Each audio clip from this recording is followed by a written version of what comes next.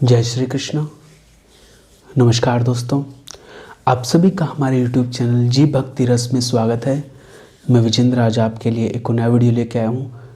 आज का वीडियो है जो मैंने श्री पुंडरीक जी महाराज गोस्वामी जी उन्होंने पोस्ट में बड़ा सुंदर लिखा है कि श्रीमद् भागवत पुराण की इतनी महिमा क्यों है। व्यास जी ने और भी कितने पुराण ग्रंथ लिखे हैं, पर मात्र भागवत जी पे इतना जोर क्यों है। उसका एक सबसे बड़ा कारण है कि इसमें अभी तक कोई मिलावट नहीं हुई। श्रीमद् भागवत महापुराण की बात है यहाँ। अब देखिए बाकी ग्रंथों की बात है। अन्य ग्रंथों में बड़े ये प्रयास हुए, अब उसकी भाषा सरल थी इसलिए चुपचाप उसमें उसके तरीके से 2 श्लोकों को लिखकर डाल भी दे तो किसी को पता भी नहीं चलेगा कि डाले गए हैं या ओरिजिनल हैं। पर जिसके घर में परंपरा है वो परंपरा से अध्ययन करता आ रहा है। गुरु शिष्य की परंपरा है, बड़ों से सीखा है, बड़ों से सुना है, वो इस मिलावट को 1 मिनट में पकड़ जाएगा। भागवत समाधि भाषा में लिखा गया ग्रंथ है। इसकी संस्कृत इतनी उन्नत है कि कोई जबरदस्ती करके कोई श्लोक लिख कर डाला जाए तो कोई नॉर्मल पढ़ने वाला भी पकड़ लेगा कि इस श्लोक को जबरदस्ती डाला गया है। ऐसी भागवत जी की महिमा है। इसकी संस्कृत बड़ी कठिन है।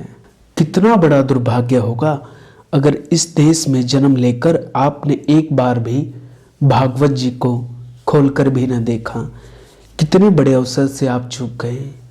अभी भी इस देश में बहुत सारे सनातन धर्मी हिंदू धर्म के ही लोग हैं, ऐसे होंगे जिन्होंने एक बार भागवत जी खोलकर देखी भी नहीं होगी कि क्या है इसमें। पढ़ना समझना ये बात तो दूर रही, आप इतनी बड़ी अपॉर्चुनिटी से चूक रहे हैं। हम ये थोड़ी कह रहे हैं कि पंडित बन जाओ, बाबा बन जाओ, सब छोड़कर जंगल में चले जाओ। किसने कहा है? पर जो वस्तु है कम से कम एक बार उस पर दृष्टि तो करनी चाहिए। किसने रोका है? हम बड़े से बड़े स्विट्जरलैंड, बड़े से बड़े आयरलैंड और स्कॉटलैंड घूम आए। हर साल जाइए घूमने, पर शरीर रहते ही एक बार बद्रीनाथ भी हो आइए। किसने मना किया है? एक बार तो ग्रंथ खोलकर देखो।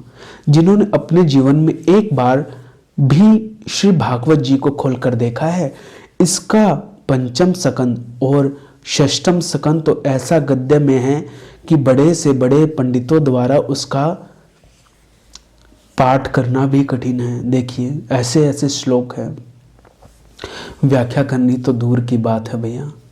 अगर कोई भागवत जी के 5वें स्कंद का कोई पाठ कर लेता था तो उसी को पाठ करने के योग्य समझा जाता था। एक समय ऐसा था। ये आश्चर्य की बात है, दुर्भाग्य की बात है कि जिस फाउंडेशन पर ये देश टिका है हमने आज तक उसे छुआ भी नहीं। अपने घरों को हमने बड़े बड़े इटालियन फर्नीचर, पेरिसियन कारपेट और ऑस्ट्रेलियन सैंडलेयर से सजाया है। मना नहीं है, बिल्कुल।